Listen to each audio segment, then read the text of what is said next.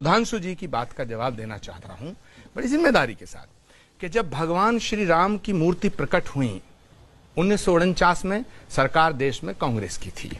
जब ताला खोला गया तब भी कांग्रेस की सरकार थी। जब शिलान्यास हुआ भगवान श्री राम के मंदिर का तब भी कांग्रेस की हुकूमत थी। और 1992 के अंदर जब बाबरी मस्जिद को शहीद किया गया, उन ढांचे को ढाया गया, तब भी कांग्रेस की ही सरकार थी। इसका मतलब है कि भगवान श्री राम के जितने काम किए वो कांग्रेस की सरकार ने किए, और राम के नाम पे जो सरकार बनाई राजनीति की वो इनकी पार्टी। ठीक है, सुधांशु त्रिवेदी। 1949 में जब वहां मूर्तियां प्रकट हुई तब गवर्नर जनरल थे भारत में, सरकार कांग्रेस की थी।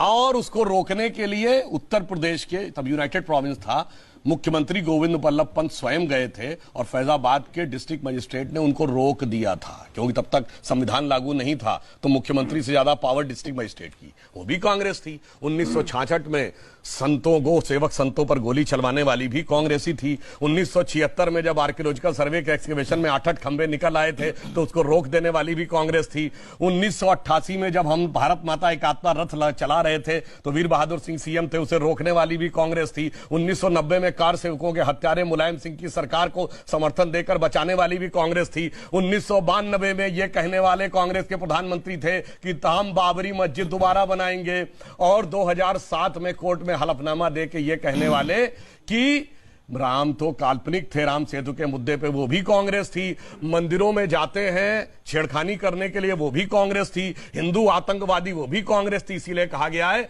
अंदर से मैलो हियो बाहिर रूप अनेक, नारायण तासो भलो कौआ तन मन एक।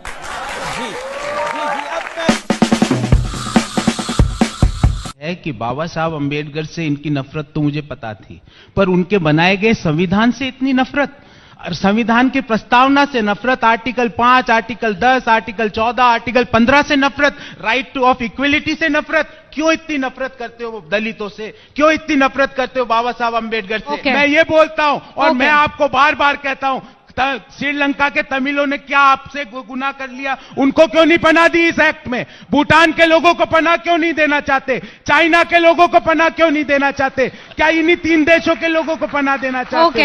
आप बताता हूं अब इनका बाबा साहब अंबेडकर की आत्मा की बात। अरे जो वहां से मांग रहे हैं उसमें 80 से 90% दलित हैं, और बाबा साहब अंबेडकर की बात ये करते हैं। बाबा साहब अंबेडकर को चुनाव हराने के लिए नेहरू जी खुद गए प्रचार करने के लिए। जब नेहरू जी की कैबिनेट से इस्तीफा दिया, मैं आप सबसे अनुरोध करूंगा, जाइए इंटरनेट पे अवेलेबल है बाबा साहब अंबेडकर का वह इस संसद में दिया गया भाषण, सुनिए क्या क्या इन लोगों ने उनके साथ किया। और बाबा साहब अंबेडकर ने संविधान बनाया तो उन्होंने लिखा था प्रीएम्बल ऑफ द कॉन्स्टिट्यूशन, संविधान की प्रस्तावना संविधान की आत्मा है। उस आत्मा में सेकुलर सोशलिस्ट वर्ड नहीं था, यह बाबा साहब अंबेडकर का वक्तव्य नहीं था। मगर 1976 में संविधान की आत्मा को कुचलकर, सारे विपक्ष को जेल में डालकर, देश में आपातकाल लगाकर सोशलिस्ट सेकुलर वर्ड जोड़ा। और मैं बताना चाहता हूं, सेकुलर वर्ड पे जब बहस हुई संविधान सभा में, जानते क्या हुआ? वो कोई मिस्टर शाह थे, मैं नाम भूल रहा हूं, उन्होंने यह प्रस्ताव रखा। विरोध में बोलने वाले कौन? एचसी मुखर्जी, लोकनाथ मिश्रा, पंडित जवाहरलाल नेहरू। उन्होंने तर्क क्या दिया?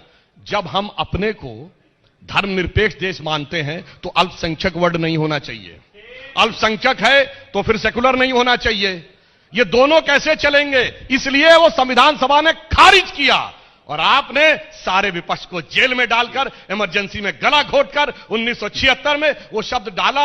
और साहब ऐसा डाला उसके बाद कि ऐसी समस्या क्रिएट हुई। मैं आपसे एक बात कहता हूं, जब देश को आजादी मिली, कितने जैन राजा थे, कितने बौद्ध राजा थे, कितने पारसी राजा थे, एक महाराजा पटियाला छोड़ दे सिख राजा नहीं थे, ठीक? मगर वो सब तो आज खूब प्रॉस्परस कम्युनिटी है। और जो मुस्लिम थे लाइन लगा के थे, पटौदी के नवाब, लखनऊ के नवाब, रामपुर के नवाब, भोपाल के नवाब, जूनागढ़ के नवाब, हैदराबाद के निजाम। और उसके बाद आज कहते वो बेचारे हो गए। जानते क्यों ऐसा हुआ? कि ये जो हुक्मराने वक्त थे वो मजलूम हो गए, क्योंकि किसी सेकुलर के जाल में फंसकर उलझलूल हो गए।